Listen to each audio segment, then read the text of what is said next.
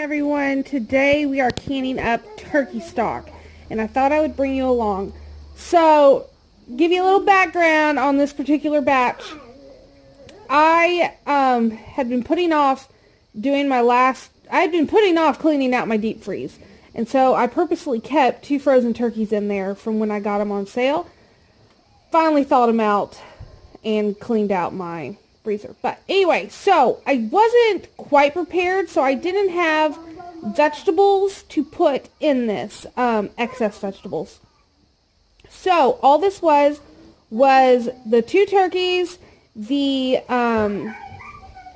which I got the meat off of them first and froze and cooked that. And then bay leaf, salt, pepper, and a little bit of apple cider vinegar to help get all the nutrients out of the bones. That's all it was. And then because I didn't have all the other vegetables to give it flavor, I let this go for 48 hours. And you can see it is just rich and gelatinous, and it is good. So I have 4 Tupperware containers that I'm going to get ready and heat up to a boil so that we can put them in hot jars and get these canned up. I'm probably going to do them in quarts if I can find enough quarts. I'd gone down to my grandparents and I was going to get some of my jars from there to do this morning, but he was asleep and I didn't want to wake him up with clashing jars, so I didn't worry about it.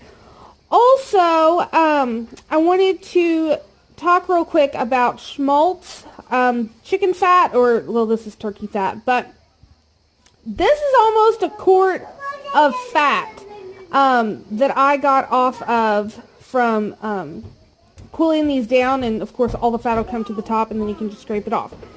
Almost a quart. Do not throw this away. It is delicious. Absolutely delicious. I know some people will can it to have it like lard. I usually just keep mine in the freezer, but they make the best dumplings, the best chicken noodle soup, like with homemade noodles. I'm telling you, keep it. You won't regret it. Plus, it's a free byproduct from making stock. So, I'm going to get all this heated up. I'm going to get my jars cleaned and get them laid out and ready, and then I will bring you back to can up this delicious turkey stock. So, I have my vinegar that's going to go in, a glug is going to go into this, and then also I use it to wipe the rims of my jars. I have a debubbler. I have my jars. I have my stock, which, look at how rich that looks. And then I have my jars, which are waiting in warm water, and then my lids and rings in hot water. So let's go ahead and get this started before my daughters figure out that I'm over here canning. Okay, so for stock, if you wanted it super clear, you could run it through a cheesecloth. I, however, have no problem canning it up just like this. You want an inch of headspace, and for quarts, which is what I am doing right now, it is going to be 25 minutes at 10 pounds of pressure for my altitude. You want to make sure and check your altitude to make sure that you're doing it at the correct pressure. And look at how gorgeous this is. I've already tasted it. It tastes amazing.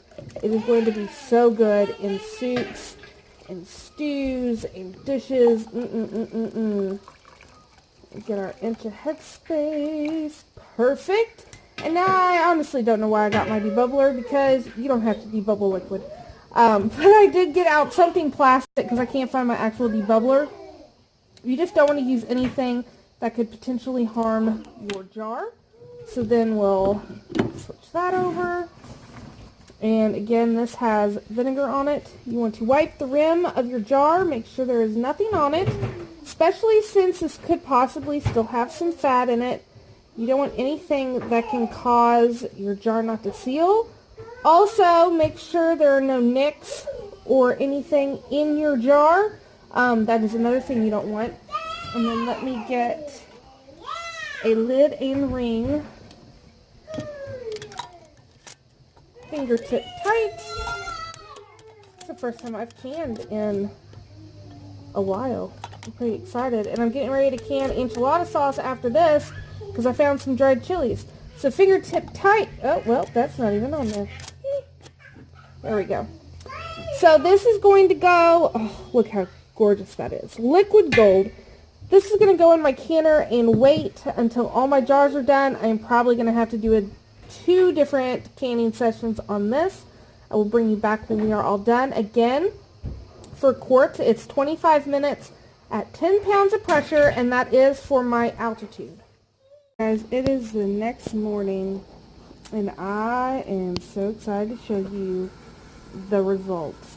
I got exactly, like, minus maybe a quarter cup, exactly 7 quarts. Now, this is concentrated because it did reduce from where, come here, baby, from where I told you it went for 48 hours. But the color is richer than whenever I put vegetables in it. And again, the taste is phenomenal. There was no siphoning. I mean, they turned out perfect. So I'm going to get these washed up, labeled, and put in my pantry. And I hope you guys enjoyed this video, and I hope it inspires you to maybe try some canning out for yourself. It's so easy, guys. And there's no need to be afraid of the pressure canner. As long as you are doing it the correct way and following directions, you're not going to have a problem. So I hope you guys have a wonderful Tuesday, and I will see you guys on the next video. Thanks for watching.